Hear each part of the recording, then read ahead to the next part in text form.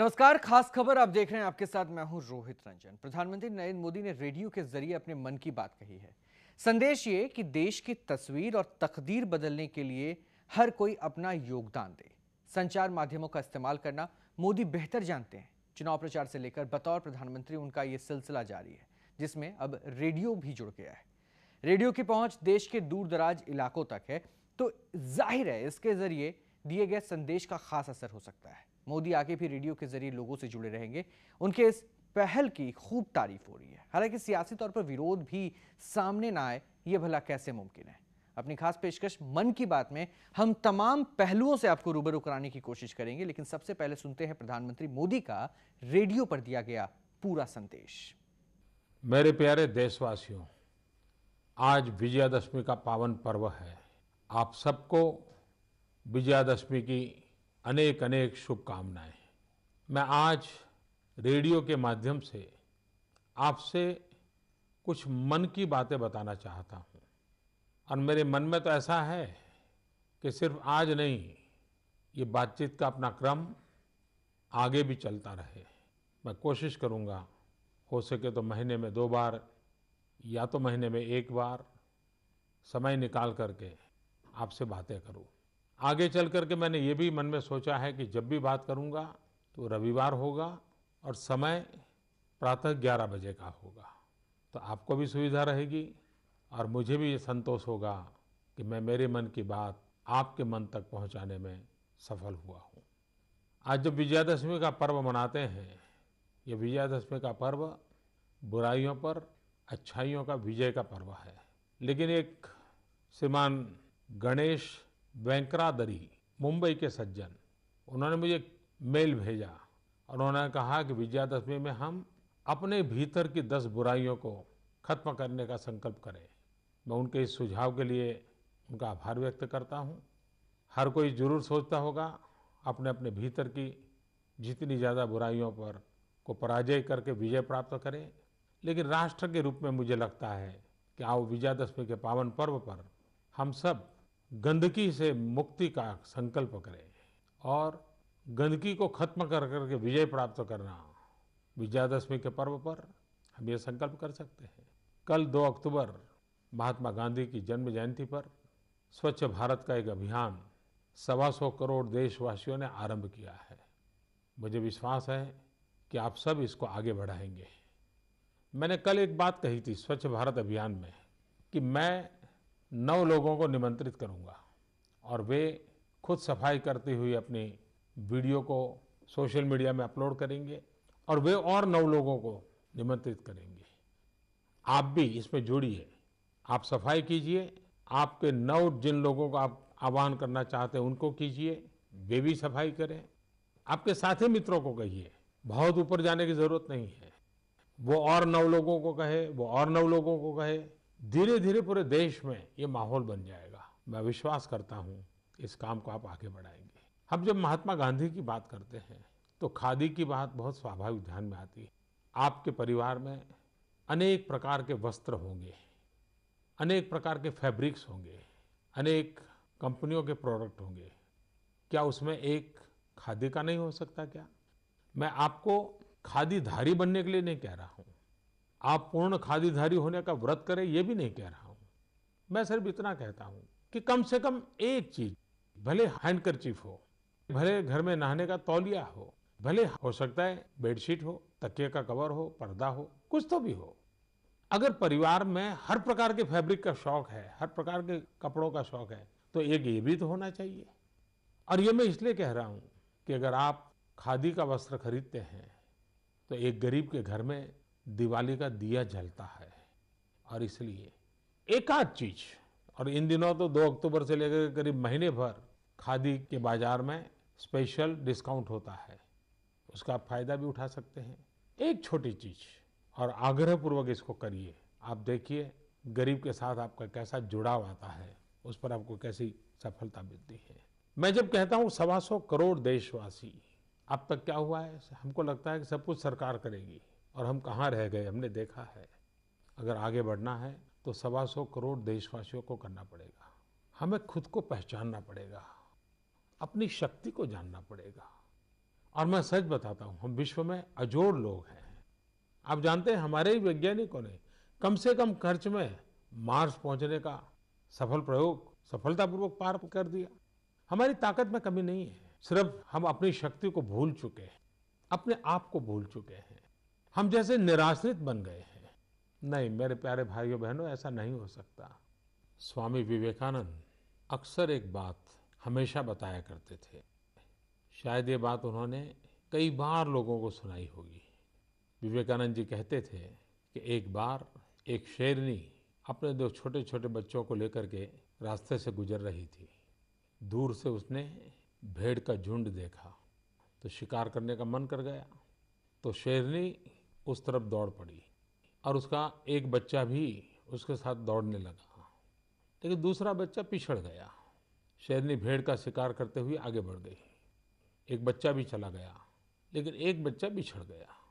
जो बच्चा बिछड़ गया उसमें एक माता भेड़ ने उसको पाला पोसा बड़ा किया और वो शेर भेड़ के पीछे ही बड़ा होने लगा। उसकी बोलचाल, आदतें सारी भेड़ जैसी हो गई।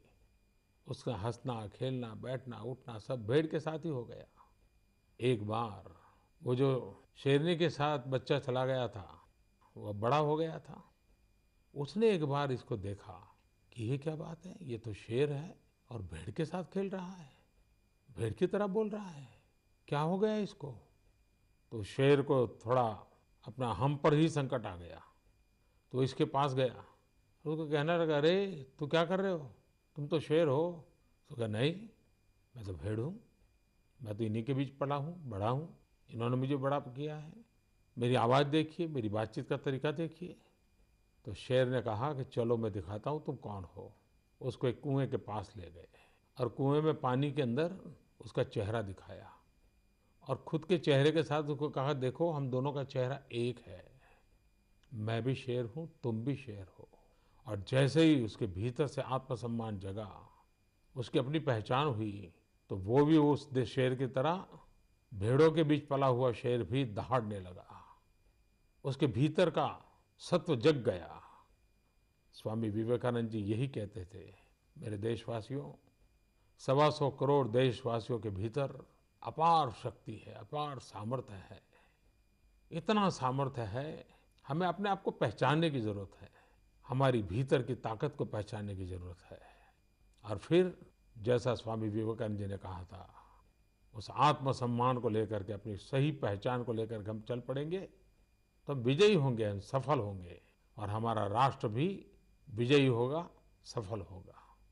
मुझे लगता है हमारे 125 करोड़ देशवासी भी सामर्थ्यवान है, शक्तिवान है। हम भी बहुत विश्वास के साथ खड़े हो सकते हैं। इन दिनों मुझे ईमेल के द्वारा, सोशल मीडिया के द्वारा, फेसबुक के द्वारा कई मित्र मुझे चिट्ठी लिखते हैं। एक गौतम पाल करके व्यक्ति ने एक चिंता जताई है।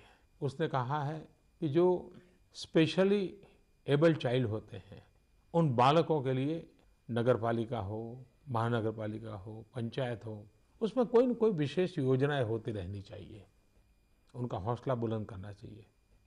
मुझे उनका ये सुझाव अच्छा लगा, क्योंकि मेरा अपना अनुभव है। जब मैं गुजरात में मुख्यमंत्री था तो 2011 में एथेंस में जो स्पेशल ओलंपिक होता है, उसमें जब गुजरात के बच्चे गए और विजयी होकर के आए, तो मैंने उन सब बच्चों को, स्पेशली एबल्ड बच्चों को मेरे घर बुलाया। मैं 2 घंटे उनके साथ बिताए। शायद वो मेरे जीवन को बहुत ही इमोशनल, बड़ा प्रेरक वो घटना थी, क्योंकि मैं मानता हूँ कि ये किसी परिवार में स्पेशली एबल्ड बालक है तो सिर्फ उनके माँ बाप का दायित्व नहीं है, ये पूरे समाज का दायित्व है। परमात्मा ने शायद उस परिवार को पसंद किया है, लेकिन वो बालक तो सारे राष्ट्र की जिम्मेवारी होता है। बाद में इतना मैं इमोशनली टच हो गया था कि मैं गुजरात में स्पेशली एबल्ड बच्चों के लिए अलग ओलंपिक करता था। हजारों बालक आते थे, उनके माँ बाप आते थे, मैं खुद जाता था। ऐसा एक विश्वास का वातावरण पैदा होता था। और इसलिए मैं गौतम पाल के सुझाव जो उन्होंने दिया है, इसके लिए मुझे अच्छा लगा और मेरा मन कर गया कि मुझे जो सुझाव आया है वो मैं आपके साथ शेयर करूं। एक कथा मुझे और भी ध्यान आती है। एक बार एक राहगीर रास्ते के किनारे पर बैठा था और आते जाते सबको पूछ रहा था मुझे वहाँ पहुँचना है कि रास्ता कहाँ है। पहले को पूछा, दूसरे को पूछा, चौथे को पूछा, सबको पूछता ही रहता था। और उसके बगल में एक सज्जन बैठे थे, वो सारा देख रहे थे। बाद में खड़ा हुआ, खड़ा होकर के किसी को पूछने लगा तो वो सज्जन खड़े होकर के उसके पास आए। उसने कहा, देखो भाई, तुमको जहाँ जाना है ना, उसका रास्ता इस तरफ से जाता है।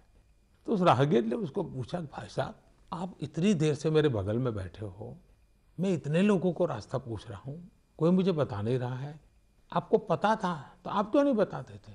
बोले, मुझे भरोसा नहीं था कि तुम सचमुच में चल करके जाना चाहते हो या नहीं चाहते हो, या ऐसे ही जानकारी के लिए पूछते रहते हो।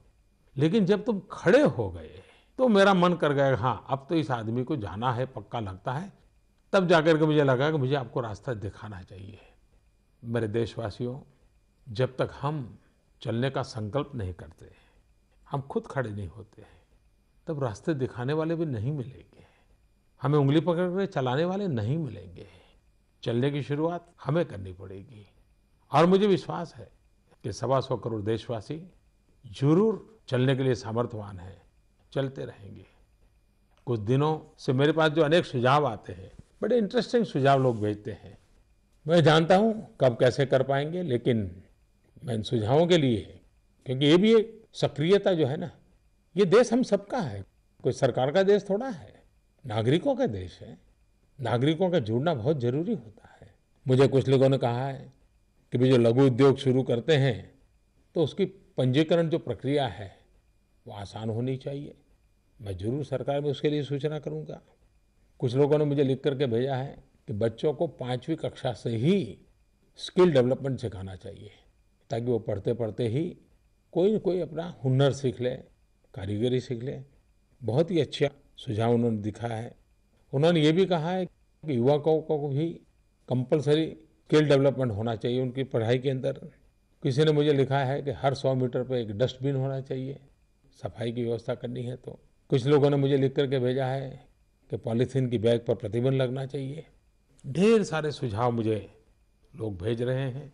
मैं आगे से भी आपको कहता हूं, अगर आप मुझे कहीं पर भी कोई सत्य घटना भेजेंगे जो सकारात्मक हो, जो मुझे भी प्रेरणा दे, देशवासियों को प्रेरणा दे, अगर ऐसी सत्य घटनाएं सबूत के साथ मुझे भेजोगे तो मैं जरूर, जब मन की बात करूंगा और जो चीज मेरे मन को छू गई है, तो वो बातें मैं जरूर देशवासियों तक पहुंचाऊंगा। ये सारा मेरा बातचीत करने का इरादा एक ही है, आओ हम सब मिल करके अपनी भारत माता की सेवा करें, हम देश को नई ऊंचाइयों पर ले जाएं। हर कोई एक कदम चले। अगर आप एक कदम चलते हैं, देश 125 करोड़ कदम आगे चला जाता है। और इसी काम के लिए आज विजयादशमी के पावन पर्व पर अपने भीतर की सभी बुराइयों को परास्त करके विजयी होने के संकल्प के साथ, कुछ अच्छा करने का निर्णय करने के साथ हम सब प्रारंभ करें। आज मेरी शुभ शुरुआत है। जैसा जैसा मन में आता जाएगा, भविष्य में जरूर आपसे बातें करता रहूँगा। आज जो बातें मेरे मन में आई, वो बातें मैंने आपको कही है। फिर जब मिलूँगा, रविवार को मिलूँगा, सुबह 11 बजे मिलूँगा। लेकिन मुझे विश्वास है कि हमारी यात्रा बनी रहेगी, आपका प्यार बना रहेगा। आप भी मेरी इस बात सुनने के बाद अगर मुझे कुछ कहना चाहते हैं, जरूर मेरे तक पहुंचा दीजिए, मुझे अच्छा लगेगा। मुझे बहुत अच्छा लगा आज आप सबसे बातें करने के लिए। और रेडियो का ऐसा सरल माध्यम है कि मैं दूर दूर तक पहुंच पाऊंगा, गरीब से गरीब के घर तक पहुंच जाऊंगा। क्योंकि मेरे देश की ताकत गरीब की झोपड़ी में है, मेरी देश की ताकत गांव में है, मेरी देश की ताकत माताओं, बहनों, नौजवानों में है, मेरे देश की ताकत किसानों में है। मैं आप ही के भरोसे भारत आगे बढ़ेगा, ये विश्वास व्यक्त करता हूँ। आपकी शक्ति में भरोसा है, इसलिए मुझे भारत के भविष्य में भरोसा है। फिर एक बार मैं आप सबको बहुत बहुत धन्यवाद देता हूँ। आपने समय निकाला, फिर एक बार बहुत बहुत धन्यवाद। रेडियो पर प्रसारित प्रधानमंत्री मोदी के भाषण को लोगों ने खूब गौर से सुना। देश के कई हिस्सों में उनके रेडियो संदेश को लेकर जबरदस्त जोश नजर आया। लोग उनकी इस पहल के साथ ही देश की तस्वीर बदलने के लिए उठाए जा रहे सरकार के कदमों की दिल खोलकर तारीफ कर रहे हैं। आप सफाई कीजिए, आपके जिन लोगों का आह्वान करना चाहते हैं उनको कीजिए, वे भी सफाई करें। आपके साथी मित्रों को कहिए, बहुत ऊपर जाने की जरूरत नहीं। प्रधानमंत्री नरेंद्र मोदी लोगों से जुड़ने के लिए कोई भी संचार माध्यम छोड़ना नहीं चाहते। यही वजह है कि दशहरे के मौके पर लोगों तक अपना संदेश पहुंचाने के लिए उस रेडियो को चुना, जिसकी पहुंच देश के तकरीबन हर हिस्से में है। शादी की बात बहुत स्वाभाविक ध्यान में आती है। आपके परिवार में अनेक प्रकार के वस्त्र होंगे। करीब 13 मिनट के अपने संबोधन में प्रधानमंत्री मोदी ने अपने मन की बात लोगों के सामने खुलकर रखा। उन्हें सुनने के लिए लोग भी बेहद उत्साहित नजर आए। मध्य प्रदेश की राजधानी भोपाल में तो चलती टैक्सी में भी लोग उनकी बातों को गौर से सुनते नजर आए। मैं जब कहता हूँ 125 करोड़ देशवासी स्पेशली एबल बालक है, तो सिर्फ उनके माँ बाप का दायित्व नहीं, ये पूरे समाज का दायित्व है। मोदी जी को सबसे पहले तो रेडियो पे सुन के बहुत अच्छा लगा कि रेडियो पे आज हमारे प्रधानमंत्री जी ने जो है लोगों तक संदेश दिया है कि सफाई जो है बनाए रखे हैं, स्वच्छ अभियान चलाया और जन जन के लोग जो है उनको इस बात के लिए जानेंगे, क्योंकि ये रेडियो एक ऐसा माध्यम है जो कि एक छोटे से छोटे इंसान के पास भी जो है इसका साधन होता है। गांव में सिटी में जगह जगह असर तो बहुत पड़ेगा पब्लिक पर। ऐसा संदेश था साफ सफाई के बारे में, और इसके अलावा जो उनका कहना है कि मैं आज गरीबों तक पहुंचूंगा, गांव तक पहुंचूंगा, गांव तक संदेश पहुंचेगा मेरा। और बाकी साफ सफाई रखें, आसपास अपने जहां भी हो रहते हैं लोग, सब जगह सफाई रहेगी, इससे बीमारियां दूर रहेंगी, मतलब आदमी स्वच्छ रहेगा। जो सफाई के बारे में नरेंद्र मोदी को, पढ़ाई भी, बच्चे लोगों की पढ़ाई भी, गरीब लोगों की सेवा करने के लिए ये सब सेवा। प्रधानमंत्री नरेंद्र मोदी के रेडियो पर प्रसारित होने वाले संदेश को सुनने के लिए लखनऊ में लोगों ने पहले से तैयारियां कर रखी थी, और जब उनका संदेश प्रसारित होने लगा तो घरों में लोग गौर से उसे सुनते नजर आए। स्पेशल डिस्काउंट होता है, उसका आप फायदा भी उठा सकते हैं। प्रधानमंत्री के रेडियो पर दिए गए संदेश से लोग इस कदर प्रभावित नजर आए कि प्रतिक्रिया जताने में भी उन्होंने कंजूसी नहीं की। अपनी शक्ति को जानना पड़ेगा। मोदी का मेन मैसेज है डेवलपमेंट, और डेवलपमेंट ये करके दिखाएगा। हमें बड़ी उम्मीदें। अच्छा लगा, उन्होंने भाषण जो है अच्छे दिए, कोई ऐसी बात है गांव तक पहुंचे रेडियो के जरिए, और वैसे उन्होंने बहुत अच्छा बोला है, और इनसे बहुत उम्मीदें हैं हम लोगों को। हमें रास्ता जो मोदी जी दिखा रहे हैं, उसी रास्ते पे हमको एक साथ होकर चलने की प्रॉमिस करना चाहिए, वादा करना चाहिए एक दूसरे के साथ में, तभी हम अपने भारत को एक अच्छे स्तर पर देख सकेंगे। मोदी जी जब भी भाषण देते हैं तो उनके भाषण में एक सच्चाई होती है। मन करता है कि उस चीज को अपना लें। अभी तक जितने भी प्राइम मिनिस्टर आए, मनमोहन सिंह जी, उनसे पहले भी रहे हैं, तो किसी ने भी जनता से डायरेक्ट इंटरैक्ट नहीं किया। डायरेक्ट इंटरैक्ट करने पे जागरूक होता है। उनके भाषण में ऐसा जागरूकता है कि हिंदुस्तान के बाहर कंट्री में भी गए तो सब जागरूक हो गए। और मैं सच बताता हूँ, हम विश्व में अजोड़ लोग हैं। देश के दूर दराज और ग्रामीण इलाकों के लोगों से संपर्क साधने की कोशिश के तहत प्रधानमंत्री नरेंद्र मोदी ने पहली बार रेडियो के जरिए लोगों को संबोधित किया है। उनके इस रेडियो संदेश का 24 भाषाओं में अनुवाद हुआ। रेडियो के अलावा दूरदर्शन पर भी इसका प्रसारण हुआ। सुबह 11 बजे शुरू हुए उनके संबोधन का 24 भारतीय और 16 विदेशी भाषाओं में भी सीधा प्रसारण किया गया। देश भर में लोग सीधे इस कार्यक्रम से जुड़ सके, इसके लिए इसे समाचार चैनलों और FM रेडियो में भी साझा किया गया। विवेकानंद जी कहते थे कि एक बार एक शेरनी अपने 2 छोटे छोटे बच्चों को लेकर के रास्ते से गुजर रही थी। रेडियो कार्यक्रम के लिए देशवासी अपने मत साझा कर सके, इसके लिए सरकार की वेबसाइट पर एक अलग ओपन फोरम बनाया गया है। और उसका एक बच्चा भी उसके साथ दौड़ने लगा, लेकिन दूसरा बच्चा पिछड़ गया। दरअसल प्रधानमंत्री ने 6 सितंबर को रेडियो के जरिए लोगों से जुड़ने की बात कही थी, उनसे अपने विचार साझा करने को कहा था। Bureau report, P7 news. उसको पाला पोसा बड़ा किया। वहीं पूर्व IPS अफसर किरण बेदी तो प्रधानमंत्री मोदी की जबरदस्त कायल हो गई हैं, चाहे वो रेडियो के जरिए लोगों से जुड़ने का मामला हो या फिर उनके उठाए जा रहे कदमों की। किरण बेदी उसे मील का पत्थर मानती हैं और इसी तौर पे वो देख रही हैं। बीजेपी तो खैर PM की पहलों से गदगद ही है, लेकिन कांग्रेस हर चीज के लिए उन्हें कोसने में जुटी है। मेरे प्यारे देशवासियों, आज विजयादशमी का पावन पर्व है। आप सबको विजयादशमी की अनेक अनेक शुभकामनाएं।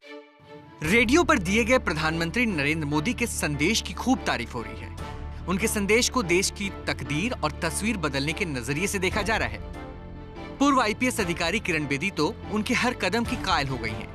यही वजह है कि मोदी के कसीदे गढ़ने में वो कोई कसर बाकी नहीं रख रही। हिंदुस्तान के लिए एक नया नेतृत्व तैयार हो रहा है, जो आज नेतृत्व की एक थोड़ हो गई थी, एक बैंकक्रप्सी हो गई थी या कमी हो गई थी विश्वसनीय लीडरशिप की। ये नहीं कि लीडरशिप नहीं है, लेकिन एक विश्वसनीय लीडरशिप की जो कमी हो रही थी, जो सरकार में विश्वास खत्म हो रहा था, वापस आ रहा है। और सरकार एक समाज का हिस्सा बन रही है। सब कुछ सरकार ये मैसेज ये दे रही है, सरकार सब कुछ नहीं है, सरकार समाज का हिस्सा है। आप कहाँ हैं? वो एक जिम्मेवारी बढ़ा रहे हैं, एक सेंस ऑफ रिस्पॉन्सिबिलिटी, नागरिकता की एक नई परिभाषा दे रहे हैं। प्रधानमंत्री मोदी संचार माध्यमों का इस्तेमाल करते हुए ज्यादा से ज्यादा लोगों तक जुड़ना चाहते हैं। जाहिर है रेडियो की पहुंच देश के दूर दराज इलाकों तक है, लिहाजा किरण बेदी की नजर में रेडियो के जरिए उनका संदेश देना देश को आगे बढ़ाने में मील का पत्थर साबित हो सकता है। हमारे प्रधानमंत्री के रूप में एक एजुकेटर है, एक टीचर है, एक इंस्पायरर है, एक मोटिवेटर है, एक पेरेंट है, एक नागरिक है, एक पेट्रियट है, एक देशभक्त है। बहुत सारे रूप आज एक रूप में अलग अलग समय नजर आते हैं। और उन्होंने आज रेडियो की, उन्होंने एक कम्युनिकेशंस की ताकत पहचान ली है और उन्होंने समझ लिया कि इंटरनेट सबके पास नहीं, इंटरनेट 9-10% सारी पॉपुलेशन में है, टेलीविजन मान लो हाफ पॉपुलेशन में है, फिर कहीं बिजली नहीं है किसी टाइम तो वो टेलीविजन उस वक्त चलेगा नहीं, या उनके पास केबल नहीं है तो क्या करेंगे। लेकिन मोबाइल 90% लोगों के पास है, उस पर रेडियो आता है। तो अगर आज वो समझ गए कि अगर मुझे लास्ट भारतीय तक पहुंचना है तो मुझे रेडियो का भी इस्तेमाल करना होगा। इसलिए मैं समझती हूँ ये 90% मीन्स 1 बिलियन लोगों तक उनकी आवाज पहुंच रही है। किरण बेदी तो प्रधानमंत्री मोदी की पहल की तारीफों के पुल बांध रही हैं। बीजेपी भी रेडियो के जरिए दिए गए उनके संदेश से बेहद गदगद है। दशहरे के दिन प्रधानमंत्री श्री नरेंद्र मोदी जी ने रेडियो के माध्यम से पूरे हिंदुस्तान को संबोधित करते हुए कहा कि हे भारतवासियों, तुम शेर हो, तुम सिंह हो, तुम जगो और गर्जन आरंभ करो, मिमियाना बंद करो। तुमने अपने आप को पहचाना नहीं है, विश्व को तुमने रास्ता दिखाया है, मगर आज क्यों सुप्त पड़े हो। एक तरह से पूरे हिंदुस्तान के स्वाभिमान को नरेंद्र मोदी जी ने आज रेडियो के माध्यम से रखा है। चाहे खादी का विषय हो, चाहे स्पेशली एबल्ड चाइल्ड का विषय हो, जो दिल को छूने वाले विषय हैं, उनको आज नरेंद्र मोदी जी ने पूरे हिंदुस्तान के सामने रखा है।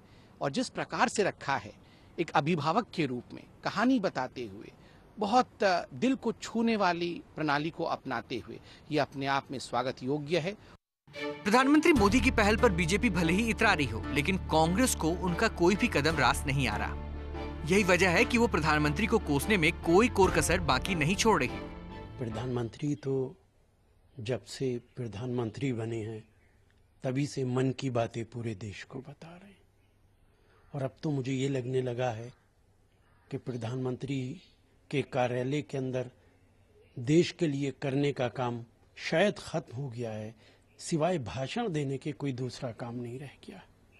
कल गांधी जी के बताए हुए रास्ते पर सफाई कराई, आज मन की बात की उन्होंने, लेकिन साथ साथ कल गांधी जी की बात थी, आज आरएसएस की बात, आरएसएस का लाइव दिखा रहे हैं।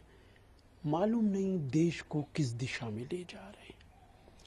अगर गांधी के पीछे चलना है तो गांधी ने सिर्फ सफाई नहीं बताई थी, गांधी ने जिस मकसद के लिए जान दी उस मकसद को तो आगे बढ़ाओ।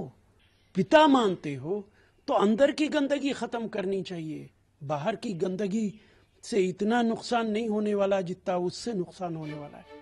जाहिर है सत्ता पक्ष और विपक्ष में अक्सर 36 का रिश्ता देखने को मिलता है, लिहाजा इस मामले में भी वही तस्वीर सामने आ रही है। लेकिन सियासत से अलग जो तस्वीर सामने आ रही है वो प्रधानमंत्री मोदी के कदमों की सकारात्मक छवि ही पेश करती नजर आ रही है।